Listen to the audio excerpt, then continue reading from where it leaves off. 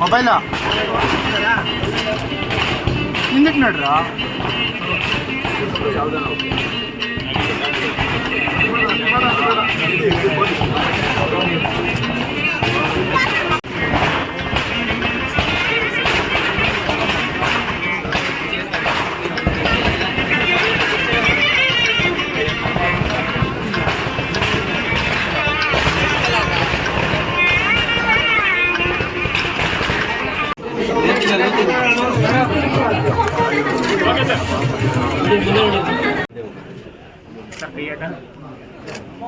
ಕರೀರಿ ಅಂಬರೀಷನ ನಿಲ್ಸ್ಕೊಳ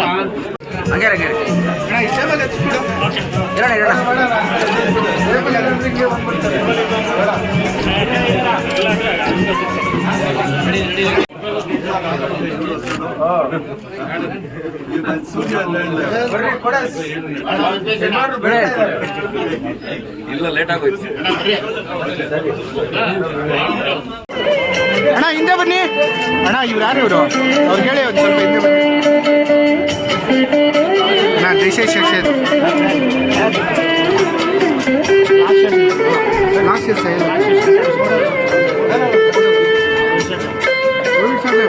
ಆರ್ಥಿಕ ಶುಭಾಶಯಗಳು. ಎಲ್ಲರೂ ಆಯು ಆರೋಗ್ಯ ಐಶ್ವರ್ಯ ಸುಖ ಶಾಂತಿ ನೆಮ್ಮದಿಯಿಂದ ಇರಲಿ ಅಂತಂತೇಳಿ ಆ ಭೋಗನಂದೀಶ್ವರ ಸ್ವಾಮಿ ಯೋಗನಂದೀಶ್ವರ ಸ್ವಾಮಿ ಕೈವಾರದ ನಾರಾಯಣ ಪ್ರತಾಪ್ನವರು ನಮ್ಮ ಶಿರ್ಡಿ ಸಾಯಿಬಾಬಾ ಅವರ ಆಶೀರ್ವಾದ ಜನತೆಗೆ ಸದಾ ಇರಲಿ. ಏನು ಈ ರೈತಾಪಿ ಜನಗಳು ಏನು ಕಷ್ಟ ನಷ್ಟಗಳಿದೆ ಈ ಹೊಸ ವರ್ಷದಲ್ಲಿ ಅವ್ರಿಗೆಲ್ಲ ಪರಿಹಾರ ಆಗಿ ಅವರಿಗೆ ಉತ್ತಮವಾದಂಥ ಭವಿಷ್ಯತ್ತು ಆರ್ಥಿಕವಾಗಿ ಸಬಲೀಕರಣ ಆಗಲಿ ಅಂತಂತೇಳಿ ಈ ಸಂದರ್ಭದಲ್ಲಿ ಕೇಳ್ತೀನಿ.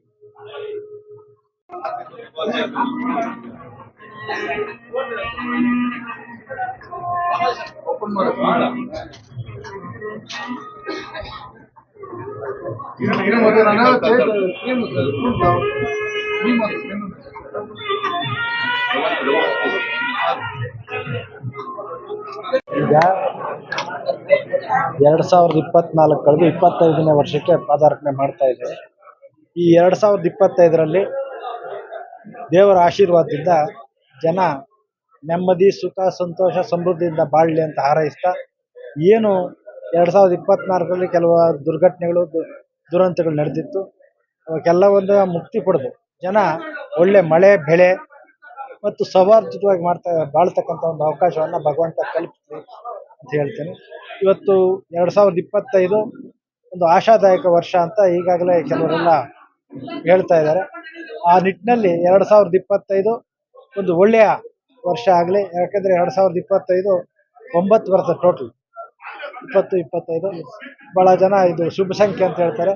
ಆ ನಿಟ್ಟಿನಲ್ಲಿ 25ರಲ್ಲಿ ದೇಶ ಮತ್ತು ಪ್ರಪಂಚದಲ್ಲಿ ಶಾಂತಿ ನೆಲೆಸಲಿ. ಇವತ್ತು ಪ್ರಪಂಚ ಎಲ್ಲ ಕಡೆ ಕ್ಷೋಭೆ ನೋಡ್ತಾ ಇದ್ವಿ.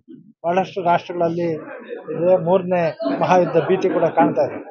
ಈ ಪ್ರಪಂಚದ ಜನ ನೆಮ್ಮದಿಯಿಂದ ಬಾಳ್ತಕ್ಕಂಥ ಒಂದು ಸೌಹಾರ್ದಯುತ ವಾತಾವರಣ ನಿರ್ಮಾಣ ಆಗಿ ಎಲ್ಲರೂ ಕೂಡ ಸುಖ ಸಂತೋಷ ನೆಮ್ಮದಿಯಿಂದ 2025ರಲ್ಲಿ ಕಳೀಲಿ ಅಂತಕ್ಕಂಥ ಆಶಯವನ್ನು ವ್ಯಕ್ತಪಡಿಸ್ತಾ ಒಂದು ಒಳ್ಳೆಯ ವರ್ಷವನ್ನು ನಾವು ಪ್ರಾರಂಭ ಮಾಡ್ತಾ ಇದ್ದೀವಿ ಒಂದು ಶುಭ ದಿನದಂದು ಅಂತ ಹೇಳಿ. ಪ್ರತಿ ವರ್ಷದಂತೆ ಇವತ್ತು ಕೂಡ ನಮ್ಮ ಕುಟುಂಬಕ್ಕೆ ಆತ್ಮೀಯರು ನಮ್ಮ JH ನಾಗರಾಜ್ ಅವರು ರಾಜಕೀಯವಾಗಿ ನಮ್ಮ ಜೊತೆ ಇದ್ದಾಗೂ ಇಲ್ದಾಗೂ ಎಲ್ಲ ಸಂದರ್ಭದಲ್ಲೂ ಕೂಡ ವೈಯಕ್ತಿಕವಾಗಿ ಆ ಸ್ನೇಹ ಹಾಗೇ ಇತ್ತು. ಯಾವುದೇ ಕಾರ್ಯಕ್ರಮಗಳಾದರೂ ನಮ್ಮ ಕುಟುಂಬದಲ್ಲಾದಾಗ ಅವರು ಭಾಗವಹಿಸ್ತಾರೆ. ಅವರು ಹುಟ್ಟುಹಬ್ಬಕ್ಕೆ ಪ್ರತಿ ವರ್ಷ ಬಂದು ಶುಭ ಹಾರೈಸ್ತಾ ಇದ್ವು. ಇವತ್ತು ಕೂಡ ಬಂದು ಅವರಿಗೆ ದೇವರು ಭಗವಂತ ಆಯುಸ್ಸು ಆರೋಗ್ಯ ಕೊಟ್ಟು ಕಾಪಾಡಲಿ ಅಂತ ಹಾರೈಸಿ. Thank you sir.